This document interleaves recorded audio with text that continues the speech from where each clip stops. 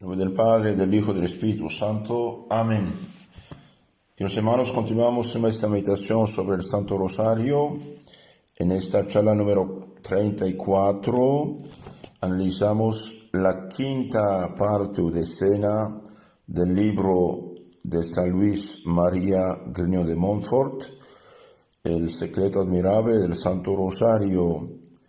En esta parte el santo nos explica manera de rezar el rosario, disposiciones, 41ª rosa, cómo rezar el rosario bien, sacando provecho, y cuáles son las disposiciones que tenemos que tener. Primero dice tener pureza de alma. Después dice rezar con atención, combatir varonilmente las distracciones, etc. Veamos un poco esto de la pureza de alma. No es propiamente la extensión, sino el fervor de la oración, lo que agrada a Dios y gana su corazón. Entonces no es mucho orar, sino el fervor de la oración, lo que agrada a Dios y gana su corazón. Una sola Ave María, bien rezada, es de mayor mérito que 50 o 150 mal rezadas. Entonces aquí cuidado, rezar bien. Rezar con atención, devoción, poniendo su corazón en lo que uno dice.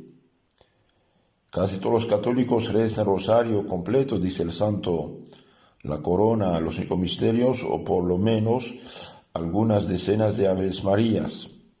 Porque pues son tan pocos los que se corrigen de sus pecados y progresan en la virtud, sino porque no rezan esas oraciones como es debido. Veamos pues cómo hay que rezarlas para agradar a Dios y hacernos santos.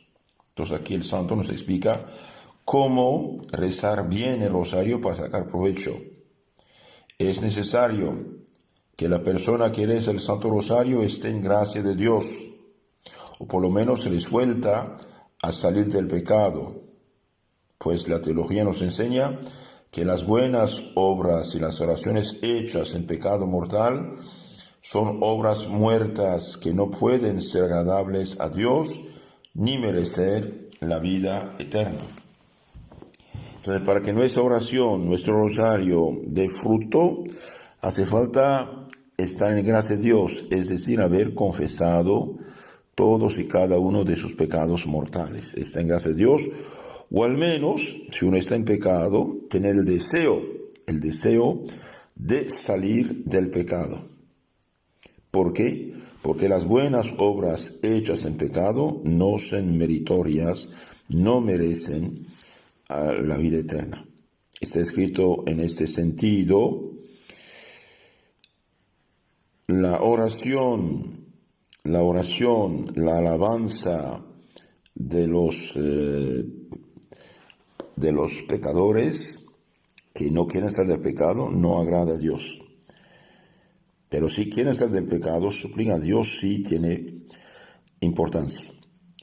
La alabanza, el saludo del ángel y hasta la oración enseñada por Jesucristo no son agradables a Dios cuando salen de la boca de un pecador impenitente, de una persona que no se arrepiente. De hecho, no tiene sentido rezar y no tener deseo de arrepentirse.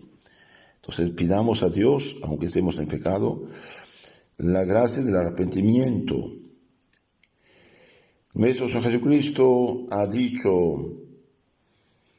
este pueblo, dice, me honra con los labios, pero su corazón está lejos de mí. San Marcos 7:6-7.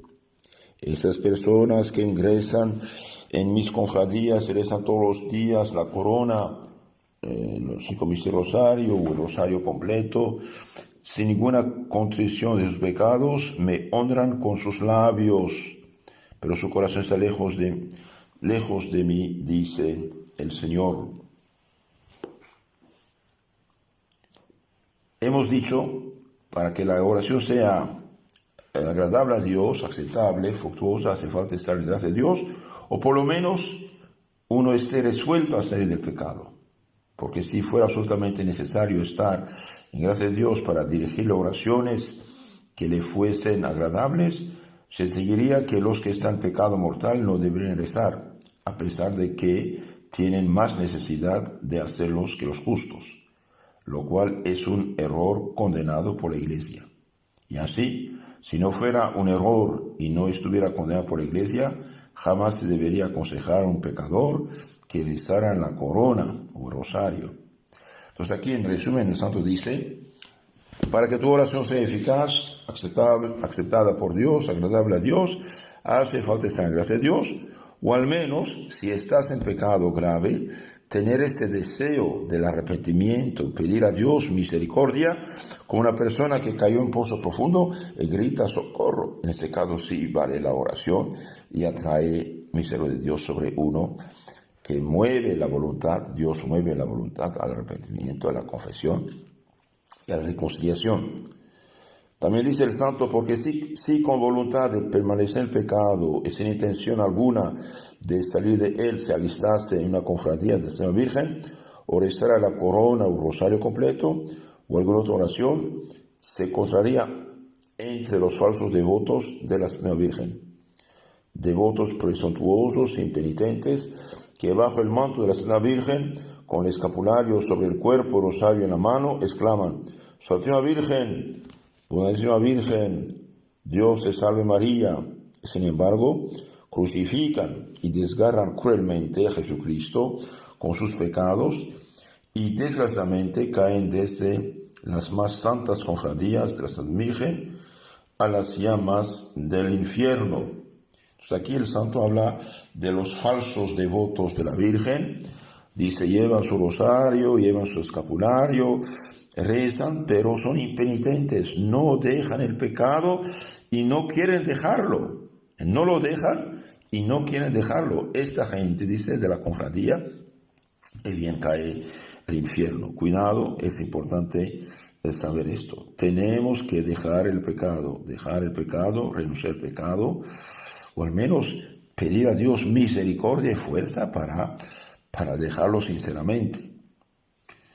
El santo sigue diciendo, aconsejamos el Santo Rosario a todo el mundo, a los justos, para perseverar y crecer en la gracia de Dios, y a los pecadores para salir de sus pecados, que tengan este deseo de salir del pecado.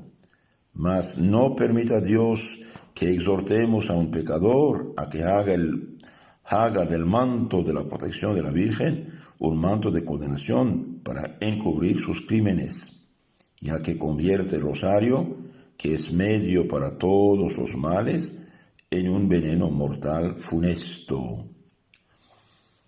Ustedes saben, la corrupción, la peor de las corrupciones es la corrupción de lo mejor. Con otras palabras, el que no quiere dejar el pecado y sigue pecando y realmente no tiene ninguna intención de dejar el pecado, está burlándose de Dios, de la Virgen. Esto no es serio. Es preciso ser un ángel de pureza, decía el sabio cardenal Hugo, para acercarse a la Santísima Virgen y rezar la salutación angélica. Un día un impúdico, que por regla general rezaba el rosario todos los días, mostró ellas unas hermosas frutas, una bandeja manchada de inmundicias, lo cual le produjo horror. Le dijo entonces la Virgen, mira, ¿cómo me sirves? Me presentas hermosas rosas en un vaso sucio y corrompido. Juzga si pueden resultarme agradables. Entonces, queridos hermanos, pidamos a nuestra Madre Santísima su ayuda para salir del pecado. En las charlas siguientes hablaremos de la oración hecha con atención.